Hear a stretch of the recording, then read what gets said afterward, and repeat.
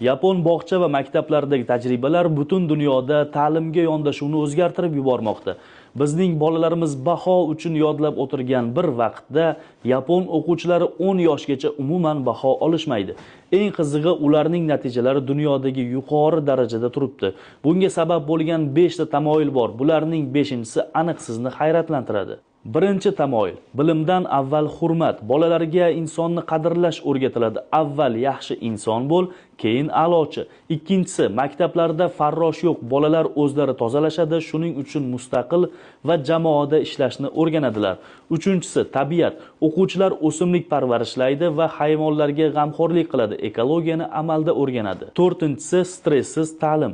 Yuqori sinflargacha na imtihon, na baho olish poygasi bor. Bolalar faqat qiziqish uchun o'rganadi. Beshinchisi, xarakter. Odob, aniqlik, halollik iste'doddan ham muhimroq o'rinda turadi.